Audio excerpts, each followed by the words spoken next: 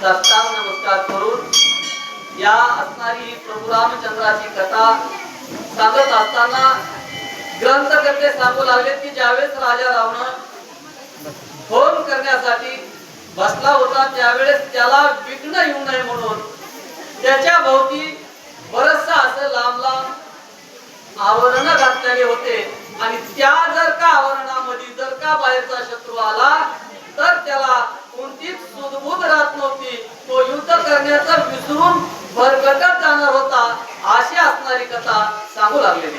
यज्ञ राखावया कारणे अति उग्न पाच आवरणे पाच पोच जाते म्हणे रचिले रावणे दृश्य.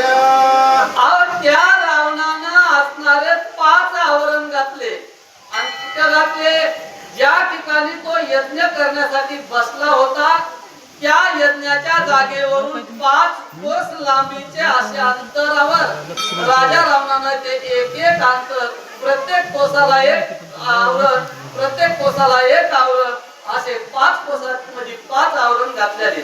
हे 5 आवरण जया भेदे रावण तयासी साधे आणि कावरण विविधे परिसद्रव्यते सांगेना. मग अशा असणारे हे 5 आवरण आता जर का बाहेरला शत्रू आला राजा रावणा बरोबर युद्ध करायचंय किंवा त्याच्या यज्ञाचा विध्वंस करायचा आहे तर त्या असणाऱ्या शत्रूने हे 5 आवरणाचा भेद करायचा आणि भेद केल्याच्या नंतर तो शत्रू राजा रावणापर्यंत पोहोचल असे 5 आवरण घातले. पण आता आणखीन काय बाहेर दुसरे आवरण घातलेले आणि त्यांचं वर्णन करून ग्रंथ करते सांगू लागलेले. मंत्रावरण शास्त्र आवरण महाविकाराचं सर्प वर्ण भूत पेरता वेताळ जाण गुप्तावरण तयाचे.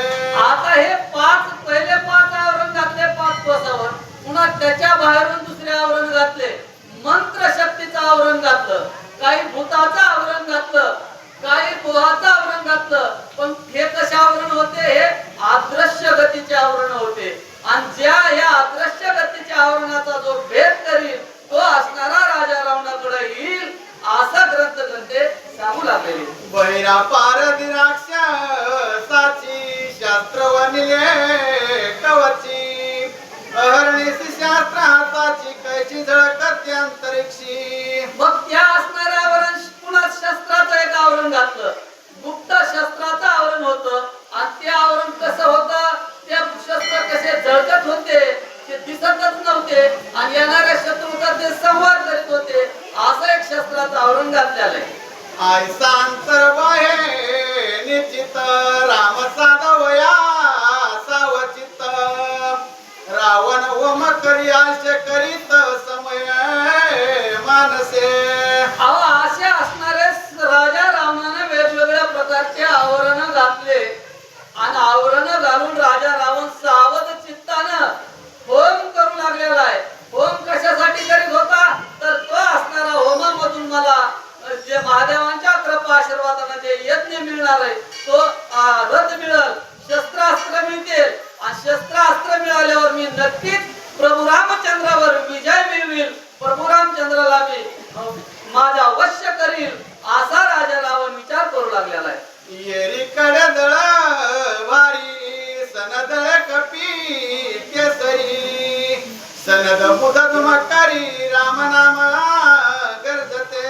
हा असणारा आतापर्यंत ग्रंथकर्त्यांनी राजा रावणाकडे जो यज्ञ करणार आहे ते सांगितलं पण ते असणाऱ्या ज्या ठिकाणी प्रभू रामचंद्राचं वानरांचं सैन्य होतं त्या वानरांच्या सैन्यामध्ये प्रभू रामचंद्र पाताळातून वरी आले.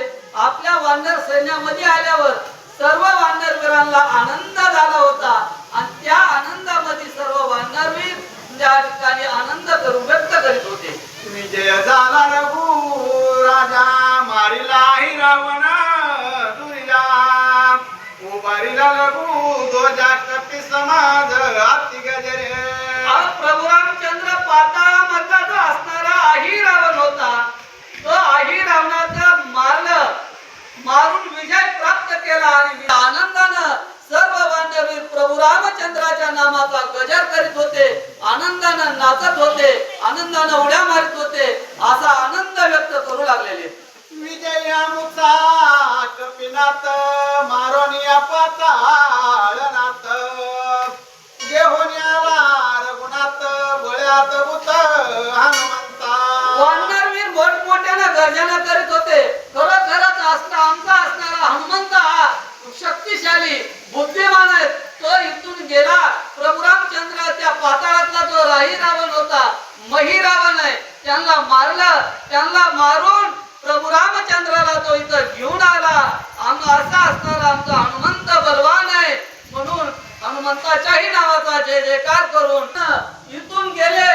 कामाक्षी देवीला प्रसन्न केलं आणि कामाक्षी देवीला प्रसन्न करून पाताळात गेले. त्या अहिरावण महिरावण राक्षसाला मारलं आणि आमच्या ते जे प्रभू रामचंद्राला तो घेऊन आला, असं म्हणून तो वानरवीर आनंद व्यक्त करू लागलेले. प्रभू रामचंद्र भगवान की जय.